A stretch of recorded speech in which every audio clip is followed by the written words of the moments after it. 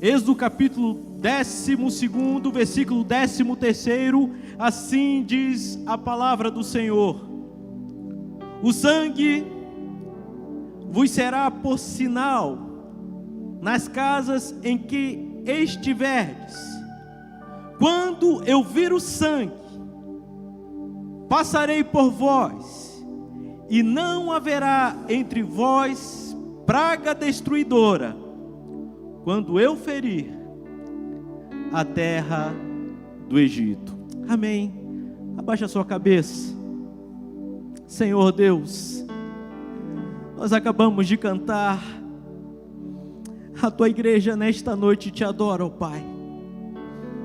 Tu és o nosso Rei, e esta igreja aqui veio para ouvir a tua voz, ó Pai. Clamamos para que teu Santo Espírito venha falar a cada coração por meio de tua palavra, ó Deus. Que enquanto eu estiver falando, o teu Espírito Santo esteja ensinando a cada coração, trazendo as verdades de que tu és o Rei e nós só temos adoração a ti. Obrigado por esta noite. Fale a cada coração, daqueles que estão aqui, aqueles que estão participando dessa transmissão, que a tua palavra seja forte em nossa vida e que saiamos daqui cheio do teu Santo Espírito, em nome do Senhor Jesus. Amém e amém. Podem sentar, queridos amados irmãos, com a graça do Senhor. Eu queria falar nesta noite sobre Páscoa, sinal da graça especial de Deus. Mas antes de falar sobre a temática Páscoa, estamos aí terminando um ano, ou melhor, um mês, onde estivemos falando sobre a festividade da Páscoa. Queremos falar sobre sinal. O que é um sinal? Sinal é qualquer manifestação, movimento que serve de aviso para alguma coisa. Sinal é importante e os sinais estão em toda parte. Eu queria que você acompanhasse comigo isso. Porém, o maior desafio, o maior problema para o homem não são os sinais, mas o maior problema é distingui-los, discerni-los, percebê-los da forma correta. Os sinais são importantes. Isso é tão importante que até mesmo para você dirigir um veículo, você precisa frequentar uma autoescola, não somente para aprender, guiar um carro, mas para identificar os sinais de trânsito. Não é isso? Quem já fez autoescola sabe. É importante você discernir os sinais. Até mesmo, meu irmão, minha irmã, o nosso corpo envia sinais para dizer quando estamos bem ou não.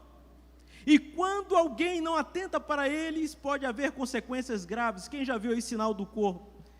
Né? Quando está cansado, e nós temos que atentar, meus irmãos. Nesse tempo de pandemia, nós temos aqui, na porta da igreja, um medidor de temperatura para indicar os sinais de saúde ou não. É verdade que nós sabemos que existem alguns assintomáticos, ou com outros sintomas, mas é importante para identificar sinal se está bem ou não. Por isso, meus irmãos, perceber os sinais. Então, é o grande desafio da nossa época. Agora, quando lemos esse texto, meus irmãos, e observamos essa passagem, nós aprendemos que Deus também guia o seu povo por meio de sinais. Isso é interessante. Os sinais de Deus, teologicamente, meus irmãos, têm a ver com a graça comum e com a graça especial. A graça comum é aquela destinada a todas as pessoas, sem exceção. E a graça especial é destinada somente a um povo específico. Nós podemos ver que, apesar de todos os homens receberem esses sinais, somente aqueles que creem em Cristo Jesus conseguem perceber os sinais divinos. Por exemplo, falando sobre a graça comum, o arco-íris é um sinal da graça comum, abrangendo toda a humanidade, sabemos disso. Agora, quando olhamos para o texto que nós estamos lendo, o texto que fala sobre a Páscoa, este sinal é um sinal da graça especial de Deus a favor do seu povo, livrando-os da escravidão. Páscoa, no hebraico é Pes, e ela tem um sentido no hebraico de alguma coisa que passa por cima, alguma coisa que poupa. está diretamente relacionado à 10ª praga no Egito, com a morte dos primogênitos. Ouvimos isso aqui nesse mês de abril, e eu não vou tratar muito disso, mas ela fala sobre o livramento divino que seria através da morte de um cordeiro, e o sinal seria o seu sangue aspergido nos umbrais da porta de cada casa. Todos que estivessem dentro de casa iriam comer, participar daquela refeição, e logo depois esperar o livramento através de Deus. Eu queria que você deixasse a sua Bíblia aberta em Êxodo capítulo 12, porque vamos caminhar um pouco sobre nesse texto, ou nesse capítulo. É interessante, meus irmãos, que Êxodo capítulo 12, versículo 11 diz: desta maneira comereis lombos cingidos, sandália nos pés e cajado na mão, comê-lo-eis à pressa, é a Páscoa do Senhor. Que texto é esse? Esse texto é justamente o tema da nossa igreja no ano de 2021. Nós já falamos sobre isso, aqui já tem dito sobre isso. É assim que seria comido a Páscoa. Agora, meu irmão, minha irmã, por que falar da Páscoa durante todo o mês de abril? Pastor, a gente já ouviu tudo sobre a Páscoa. Por que novamente todas as ministrações relacionadas à Páscoa? Por que, meu irmão? Por que, minha irmã? A Páscoa é um sinal da graça especial de Deus, tanto para os judeus, como para os cristãos, e também para a igreja do Antigo e do Novo Testamento. É sobre isso que eu queria falar nesta noite. Por que que este sinal é tão importante para os judeus, para a igreja, ou melhor, para os cristãos e para a igreja do Antigo e Novo Testamento? Acompanhem comigo, meus irmãos. A Páscoa é um sinal da graça especial de Deus para os judeus.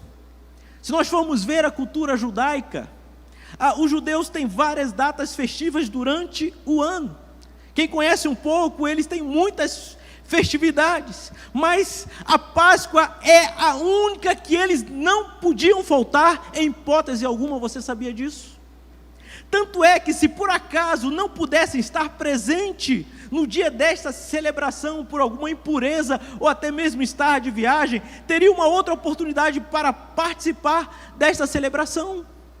Se você acompanhar comigo, Números capítulo 9, versículo 10 diz assim: fala aos filhos de Israel dizendo: quando alguém entre vós e as vossas gerações achar-se imundo por causa de um morto, ou se achar em jornada longe de vós, contudo, ainda celebrará a Páscoa ao Senhor, no mês segundo, no dia 14, no crepúsculo da tarde, a celebrarão. Você está entendendo o que quer dizer esse texto? A Páscoa era realizada no primeiro mês. Números capítulo 9, versículo 5 fala sobre isso. Mas Deus abriu uma exceção para participarem no segundo mês os que não puderem participar no primeiro. Você já viu uma festa que tem duas datas? Essa era a Páscoa. Eu morava e pastoreava em Belo Horizonte. Eu tive a oportunidade de participar dessa segunda festividade junto com a Cristiane, minha esposa, quando uma comunidade judaica messiânica nos convidou para participar da Páscoa junto com eles. Foi uma experiência maravilhosa. Mas eu vejo aqui, meus irmãos, no texto que os judeus, eles tinham que participar de qualquer forma desta Páscoa. Mesmo a segunda, que era chamada Páscoa Pequena. Um mês após a primeira, para dar tempo, de repente, se alguém estivesse impuro, a se purificar, se alguém estivesse viajando, retornar da viagem, mas participe da Páscoa. Logo, o que entendemos, meus irmãos, que ninguém podia deixar de observar essa festividade, pois deixar de observar era sinal de rebeldia, ingratidão, não reconhecendo o Deus que fizera algo por eles de forma exclusiva e especial. Em outras palavras, está dizendo: olha, será que vocês não querem participar da Páscoa, não vão participar da Páscoa? Eu os livrei. Então, por isso, meus irmãos, era necessário os judeus celebrarem a Páscoa em gratidão ao que Deus havia feito por eles no passado. Amém? Essa era a verdade da Páscoa. Não poderiam deixar de participar. Isso era falta de gratidão. Mas também vemos, meus irmãos, que a Páscoa também é um sinal da graça especial de Deus para os cristãos. E nós podemos olhar nesse texto. E na Bíblia, falando sobre a importância dessa data. No cristianismo, meus irmãos, o Cordeiro aponta para Jesus Cristo que veio ao mundo, enviado pelo Pai. Como Cordeiro foi imolado para libertar e redimir o seu povo da escravidão do pecado, isso é graça especial. Mas, meu irmão, minha irmã, de todas as datas importantes no cristianismo, esta é a que tem maior valor histórico. É importante nós vermos isso. Todos nós sabemos que historicamente Jesus não nasceu no dia 25 de dezembro, sabemos disso. Mas a primeira Páscoa foi realizada nesta mesma data em que comemoramos todos os anos. Se você for na Bíblia, em Êxodo capítulo 12, versículo 2 diz: este mês vos será o principal dos meses, será o primeiro mês do ano. Êxodo capítulo 23, versículo 15 diz assim: guardarás a festa dos pães asmos, que é a Páscoa, como te ordenei no mês de Abide, porque nele saíste do Egito.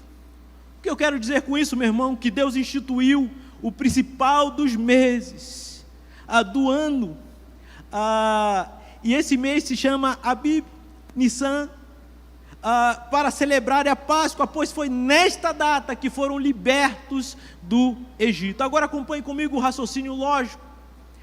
Como nosso calendário é gregoriano e não judaico, celebramos a Páscoa nos meses de março ou abril, depende de mês para mês. Porém, março ou abril corresponde aos mesmos meses do calendário judaico. Então é uma coisa muito próxima de nós. Por isso, meus irmãos, essa data é tão significativa para os cristãos. Nós estamos celebrando um evento histórico que aconteceu muitos anos atrás. Amém? Por isso que é importante, meus irmãos. E além desse entendimento, há vários outros fatores que comprovam Cristo como nosso Cordeiro Pascal. Eu quero falar um pouco sobre isso. Por exemplo, a hora do sacrifício. A primeira Páscoa, além de ser no mesmo mês, também foi numa sexta-feira, assim como Jesus foi crucificado numa sexta-feira. Se nós formos ver, o Cordeiro Pascal foi morto no crepúsculo da tarde, no pôr do sol, entre 15 e 17 horas. Você pode ver isso lá em Êxodo capítulo 12, versículo 6. Quando olhamos em Marcos, o evangelista Marcos diz que Jesus morreu na hora nona. A hora nona, meus irmãos, é entre 15 às 17 horas, no mesmo período designado para o sacrifício da Páscoa, ou seja, no crepúsculo da tarde.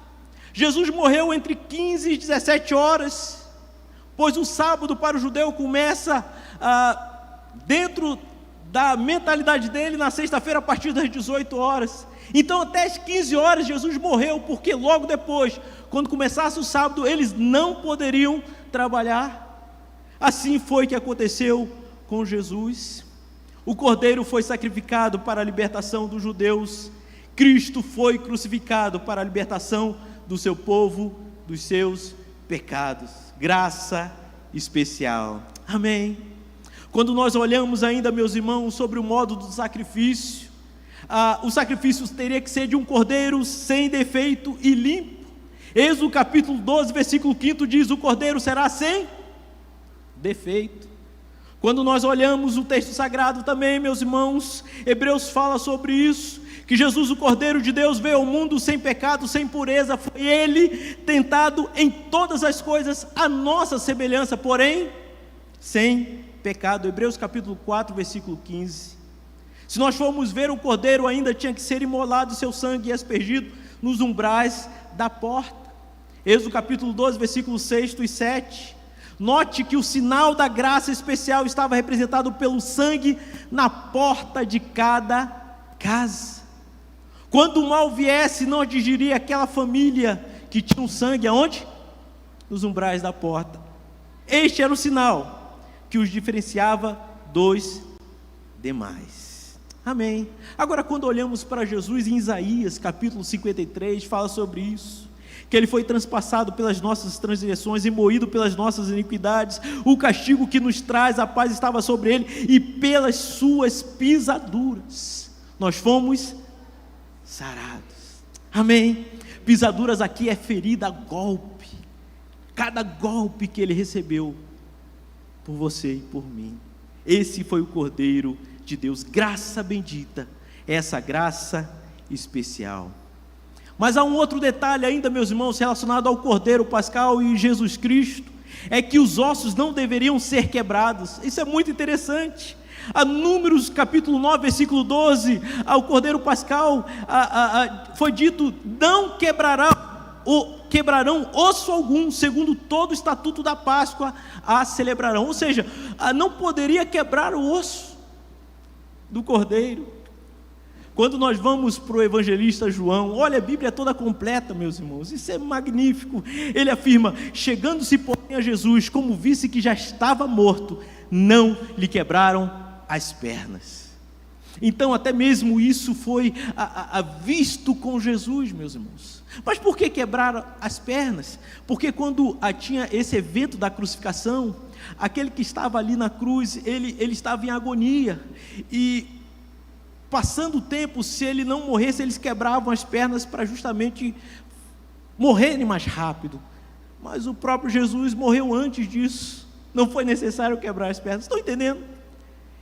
Foi assim que aconteceu com o nosso Cordeiro Pascal. Ainda, meus irmãos, podemos ver que ele deveria ser comido.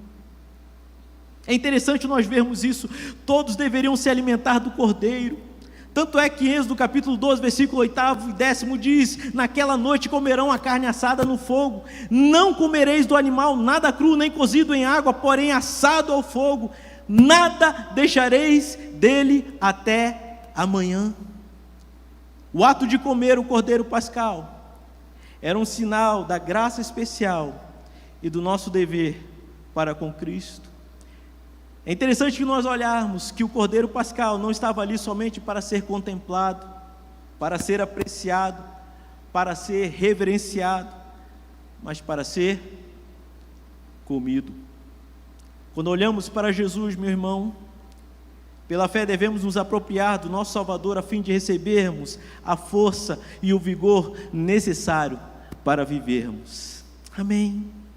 Tanto é, meus irmãos, que João capítulo 6, versículo 53 diz: respondeu Jesus: em verdade vos digo que se não comerdes a carne do Filho do Homem e não beberdes o seu sangue, não tendes vida em vós mesmos.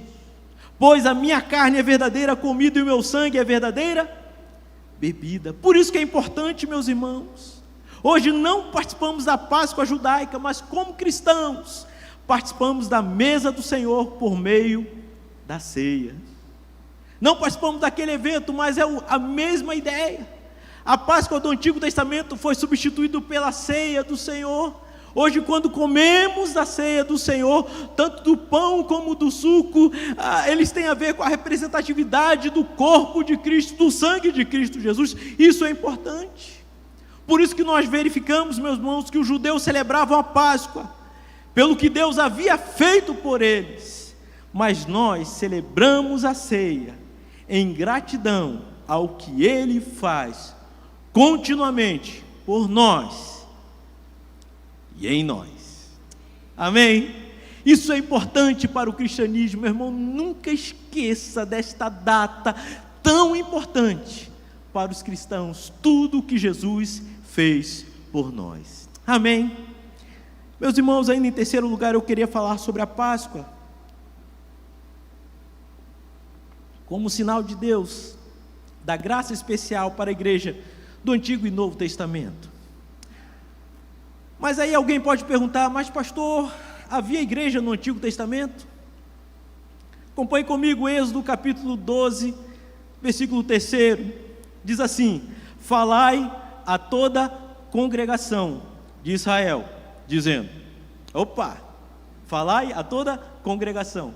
Quando nós vamos para o original, o hebraico, a palavra congregação, meus irmãos, significa assembleia.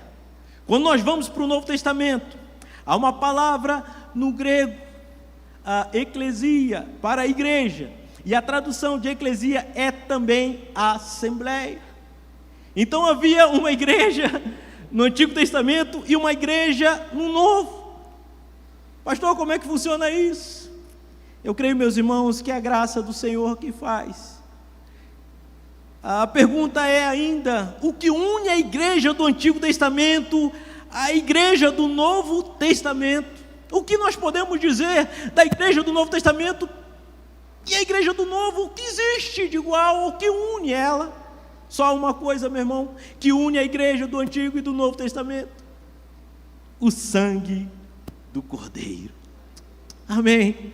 Acompanhe comigo esta verdade. O sangue do Cordeiro que foi derramado na Páscoa aponta para o sangue do Cordeiro de Deus derramado por nós e em nós. Olha que interessante, meus irmãos, a comprovação bíblica.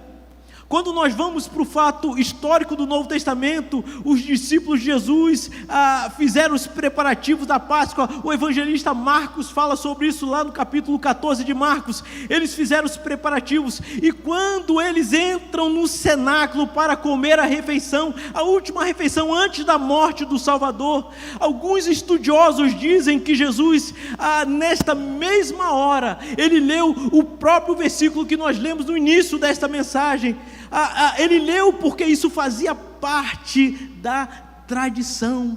Quando eles iam comer a Páscoa, eles liam a porção da palavra de Deus, e ele leu lá Êxodo capítulo 12, versículo 13: o sangue vos será por sinal nas casas em que estiverdes. Quando eu vir o sangue, passarei por vós, e não haverá entre vós praga destruidora quando eu ferir o Egito. Estamos aqui dentro do evento histórico, meus irmãos, e aqui nos envolvemos neste evento. Ainda o evangelista Marcos, ele continua dizendo, a partir do capítulo 14, versículo 23, a seguir, depois de ler a Escritura Sagrada, Jesus tomou um cálice e, tendo dado graças, o deu aos seus discípulos. Então lhes disse: isto é o meu sangue, o sangue da nova aliança, derramado em favor de muitos. Amém. Isso é graça especial, meu irmão.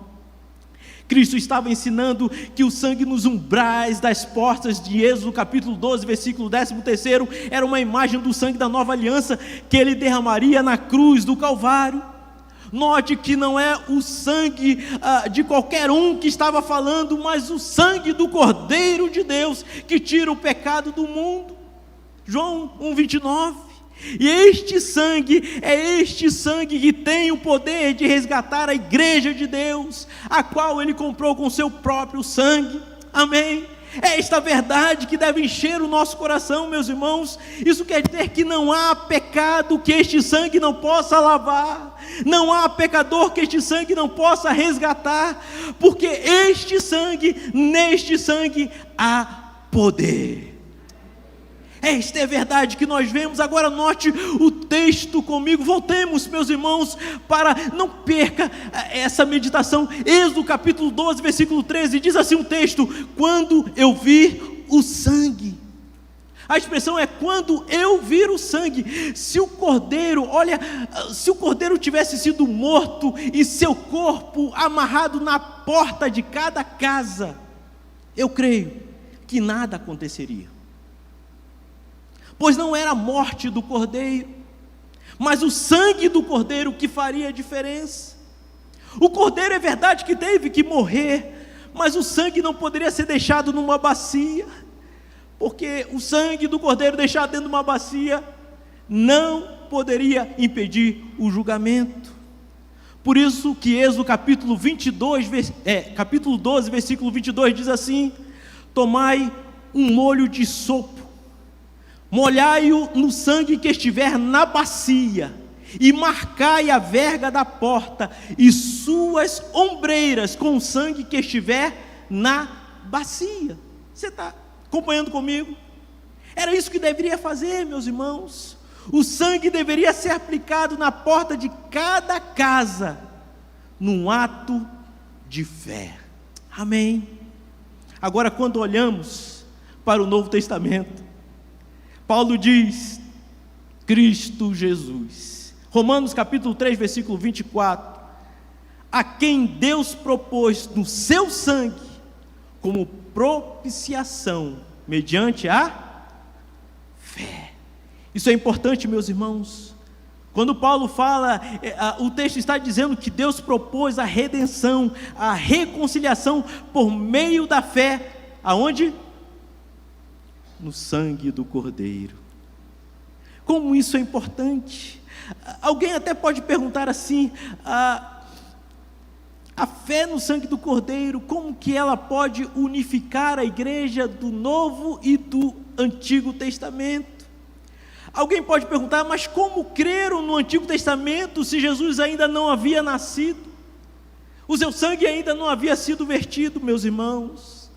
Quando nós olhamos a Escritura Sagrada, nós vemos que eles fizeram isso crendo na promessa. A promessa é o que unia, a promessa é o que dava, meus irmãos, o vigor para eles continuarem. O sangue do Cordeiro nos umbrais da porta era uma declaração de fé naquilo que iria acontecer mais tarde. Este é o estilo de vida que devemos ter, meus irmãos, uma vida de fé. Fé aonde? No sangue do Cordeiro. O sangue do Cordeiro deve ser aplicado em nossa mente. O sangue do Cordeiro deve ser aplicado em nosso coração. O sangue do Cordeiro deve ser aplicado em nossas emoções. O sangue do Cordeiro deve ser aplicado em nossas mãos. O sangue, meus irmãos, do Cordeiro deve ser aplicado em nossa família. Cada segundo precisamos do sangue do Cordeiro em nós. Amém. Para onde você vai hoje? Eu vou tomar um banho no sangue do Cordeiro. Meus irmãos, isso é libertador para a igreja, isso é bênção na igreja. Precisamos lembrar do sangue do Cordeiro. Agora, meus irmãos, há outro detalhe muito interessante nesse texto. Lá de Êxodo capítulo 12, versículo 13º, outro detalhe é que Deus é quem precisava ver o sangue. O texto, se você observar, não diz assim, vendo você o sangue. Era você que viu o sangue? Não. O texto diz, vendo eu o sangue.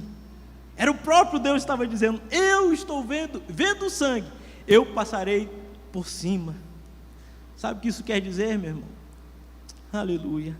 Isso quer dizer que,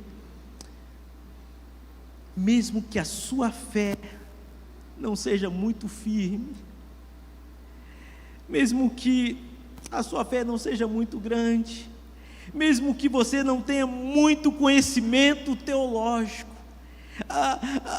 mesmo que você diz assim, olha, eu sou tão novo na fé, o que você precisa fazer é somente confiar no sangue do Cordeiro, ficar lá dentro de casa confiando que Ele estaria provendo o livramento.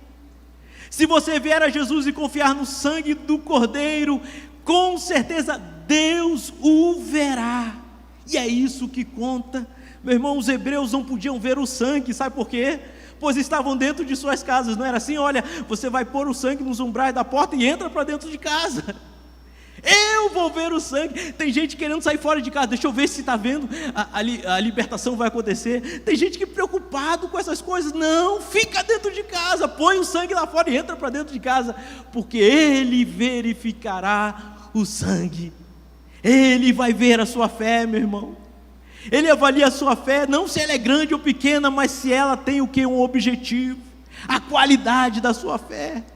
Muitas vezes erramos textos bíblicos onde diz, olha, se tiver fé do tamanho de uma montanha, é a qualidade da fé o que diz. Então isso que é importante, meus irmãos, eles não podiam ver o que estava acontecendo do lado de fora, e nem era a responsabilidade dele, mas Deus podia ver o quê? O sangue. Amém. Meu irmão, eu pergunto, tem sangue aí na sua casa? Na porta da sua casa, na porta dos seus lábios, na sua mente? Isso que é importante.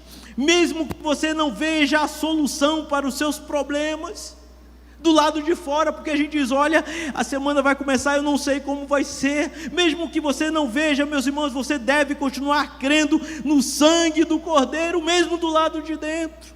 Não saia para o lado de fora, creia somente no livramento que Ele dará. Aleluia, é Ele quem faz, meus irmãos. Assim que Ele faz, Ele dá o livramento, porque Ele promete, e Ele dá esperança para cada um de nós. Quando nós olhamos a Isaías capítulo 44, versículo 2, diz assim, assim diz o Senhor que te criou e te formou desde o ventre, e que te ajuda, não temas, ó Jacó, servo meu, ó amado, a quem escolhi. Você não deve temer, fique aí, meu irmão, só aplique o sangue, obedeça pela fé, creia no sangue do Cordeiro, não temas, porque eu te escolhi.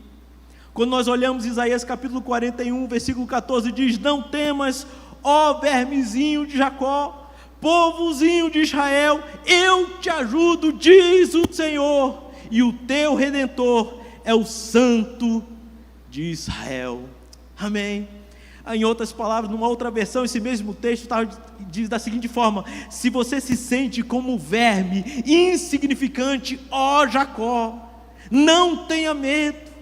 Se você se sente como um frágil inseto, ó Israel, eu vou ajudá-lo, eu, Eterno, quero encorajá-lo. Amém? Quem já se sentiu como um verme, como nada, meu Deus, eu não aguento mais.